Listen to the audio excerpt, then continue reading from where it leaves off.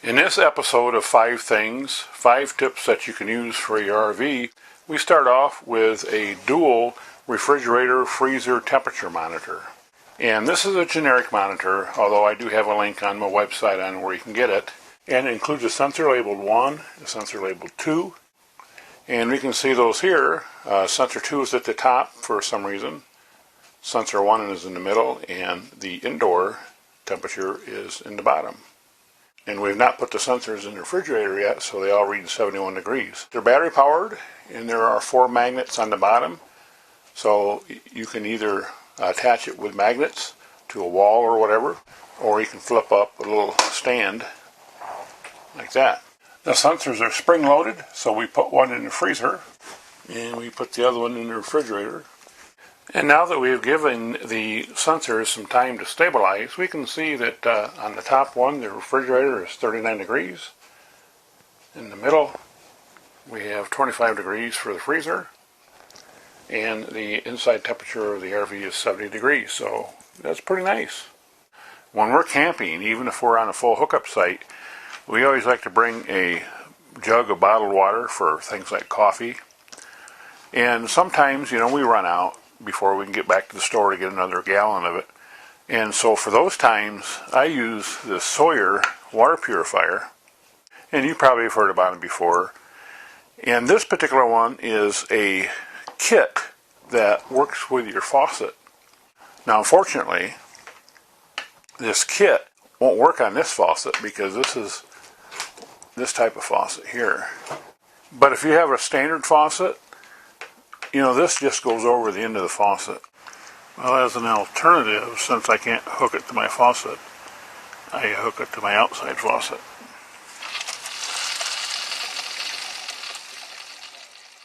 I have an issue with the rear slider window in the RV, and this has happened a couple times now.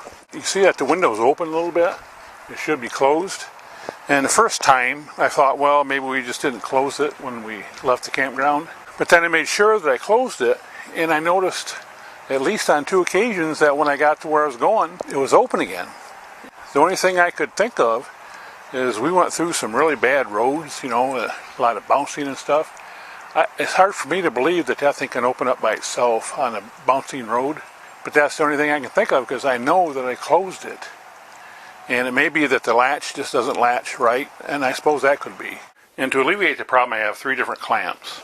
The first one, this is just a little screw that goes into a bracket, and this just sits over the rail of the sill, and then you have a separate tool. It's just a hex wrench. The second one is a little bit similar, although the thumb screw is built in. And I suppose you could buy a thumb screw for this if you didn't want to carry around the tool. The difference, though, is this one is a little bit shorter than the other one.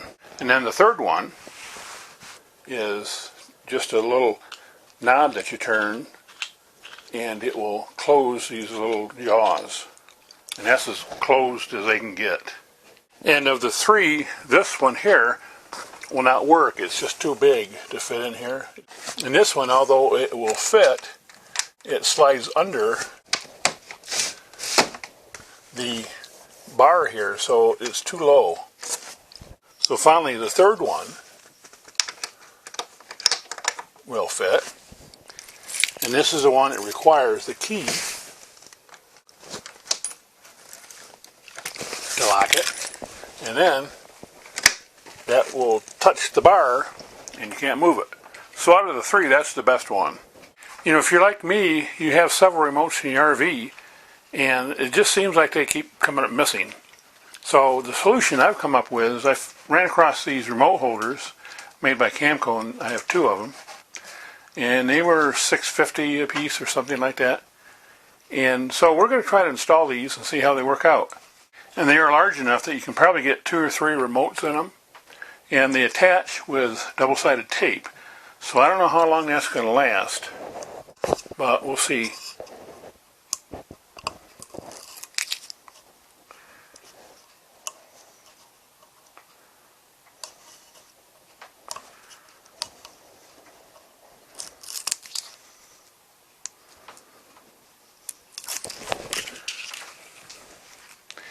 And I think I'll put one here.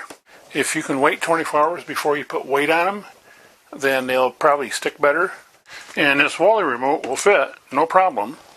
However, my remotes are just a little bit too large.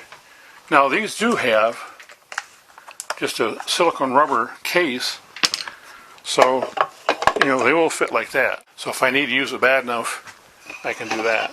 If you've watched any of my previous videos, you may recall I had a leak in my port side propane tank. I found the problem was in the hose pigtail and replaced it at that time.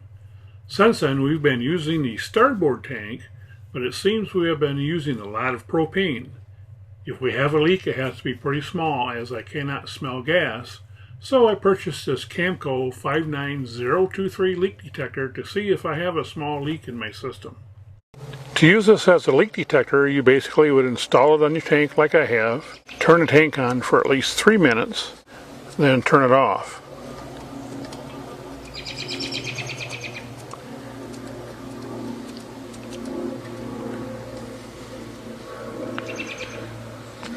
Then watch the dial and see if you lose any pressure. And you can see I'm losing some pressure, so I got a leak in here somewhere. Look at that. And when I tried this test on the tank on the other side, the same test, I didn't lose pressure. So up here we have a crossover line and the pigtail, so it's one of those two areas.